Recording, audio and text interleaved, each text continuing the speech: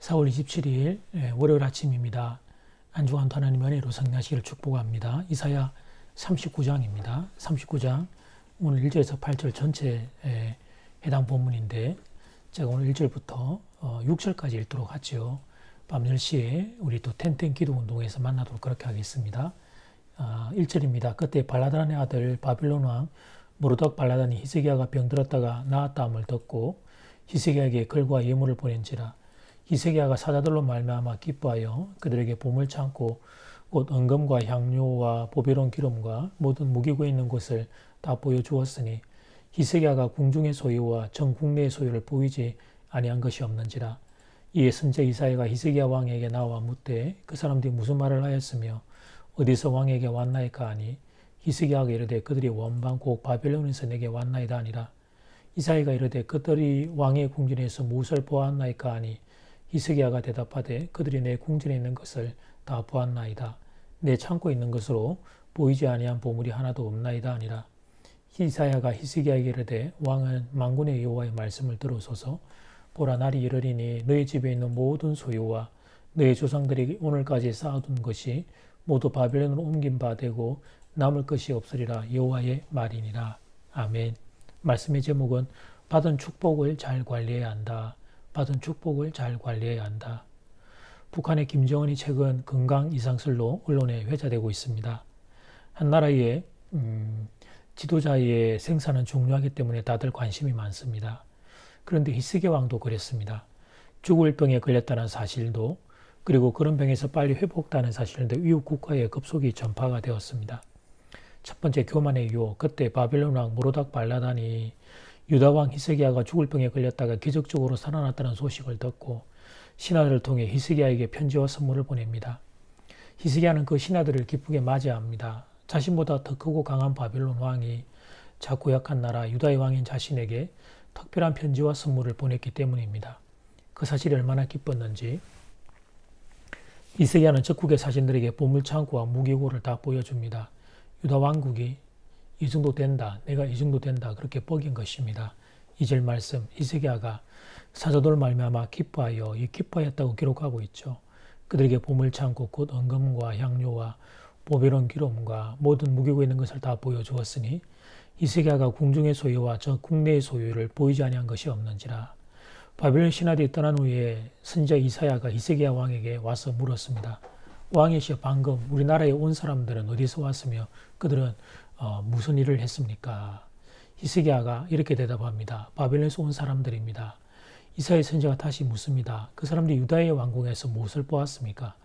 히스기야가 이렇게 대답합니다. 그들은 왕궁에 있는 걸 다 보았습니다. 보물 창고와 무기고까지 다 보여주었습니다.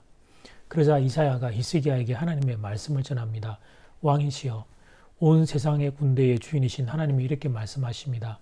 보라, 한 날이 온다. 그날에 유다 땅에 있는 모든 보물과 조상 때부터 모아온 모든 귀한 물건이 전부 다 바벨론으로 옮겨지게 될 것이다.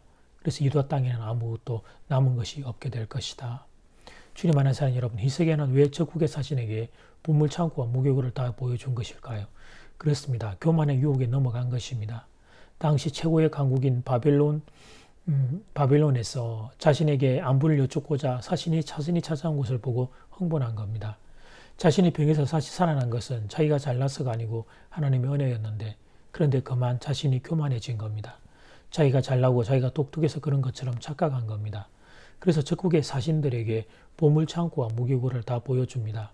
그리고 그 일로 인해 유다는 모든 곳을 다 바벨론에게 약탈당하게 됩니다.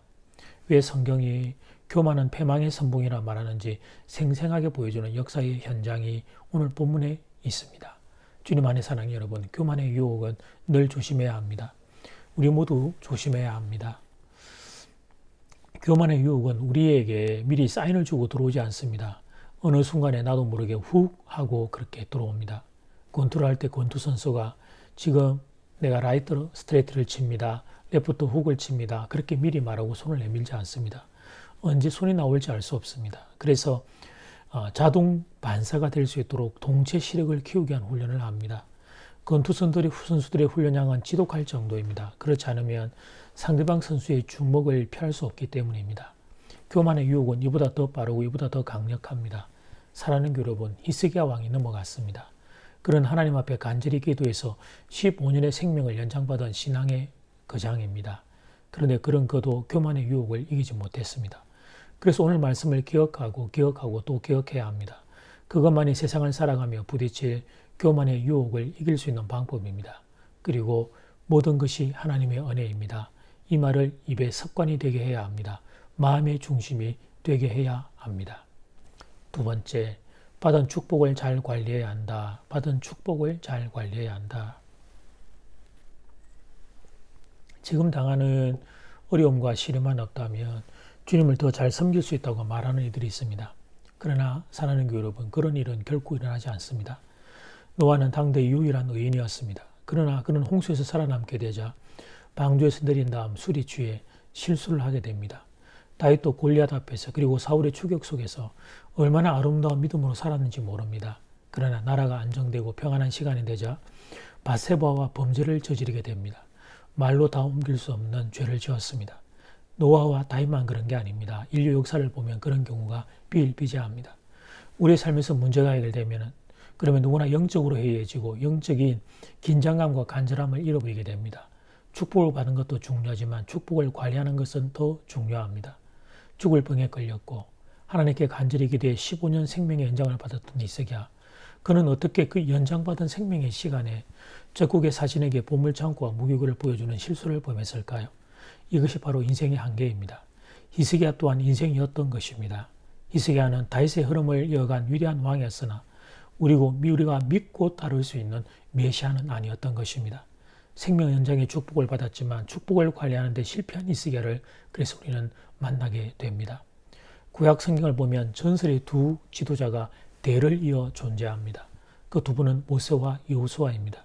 그 두 분의 지도 덕분에 이스라엘은 이집트의 노예에서 탈출해서 약속의 땅 가나안에 자리를 잡게 됩니다. 축복의 약속을 현실로 받은 겁니다. 그런데 그 다음이 문제였습니다.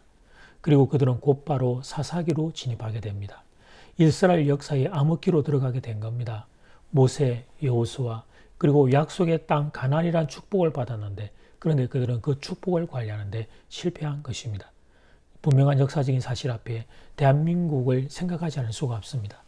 한국에 기독교가 들어온 지는 더 오래 전이지만 근대 이후의 본격적인 기독교 활동은 아무래도 1950년대부터가 아닌가 합니다. 해방을 하고 6.25 전쟁을 겪으면서 그때부터 근대적인 개념의 한국 기독교가 시작됐다고 볼 수 있습니다.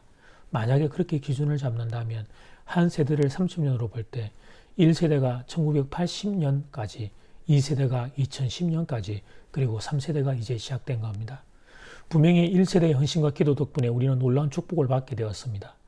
내 부모님이 직접 기도하는 성도가 아니어서도 다른 그 시대의 1세대의 다른 성도님들의 기도 덕분에 자신의 자녀들만이 아니라 대한민국 전체의 부유함을 위해 기도했기에 우리나라가 이렇게 놀라운 축복을 받게 되었습니다.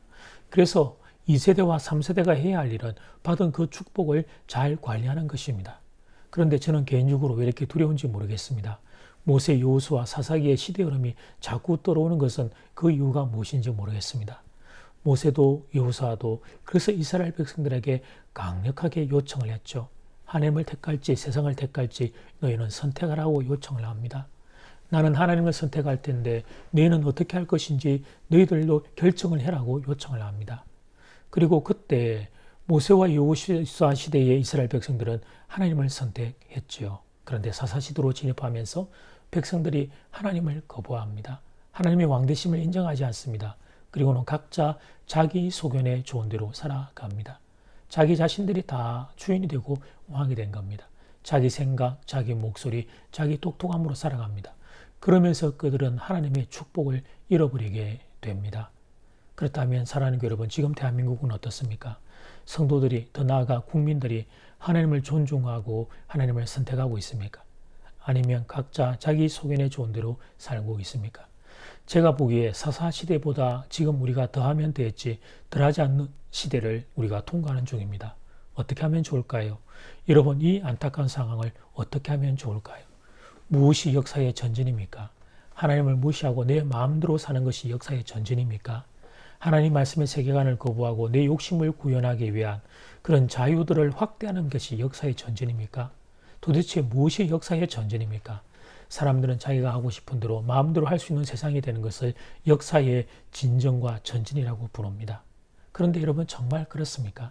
우리들 각자 자기 마음대로 살면 그러면 정말 살기 좋은 세상이 되는 걸까요?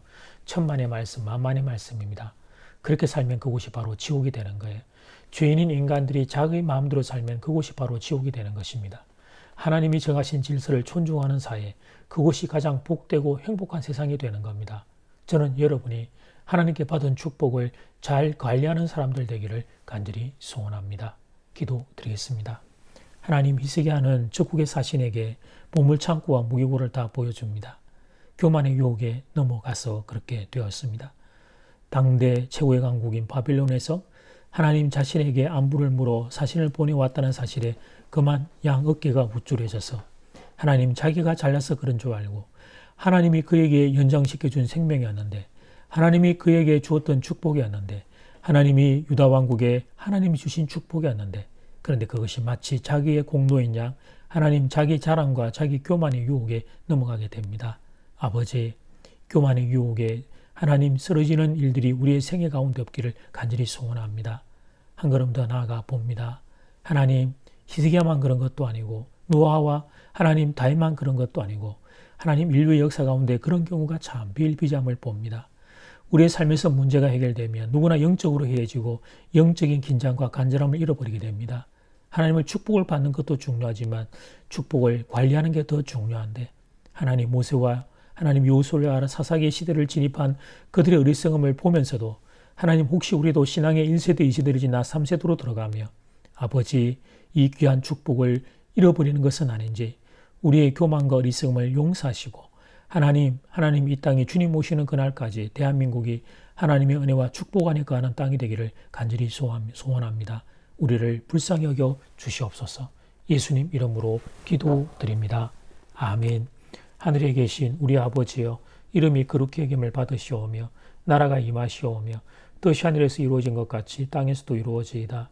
오늘 우리에게 일용할 양식을 주시옵고 우리가 우리에게 죄 지은 자를 사하여 준 것 같이 우리 죄를 사하여 주시옵고 우리를 시험에 들게 하지 마시옵고 다만 악에서 구하시옵소서.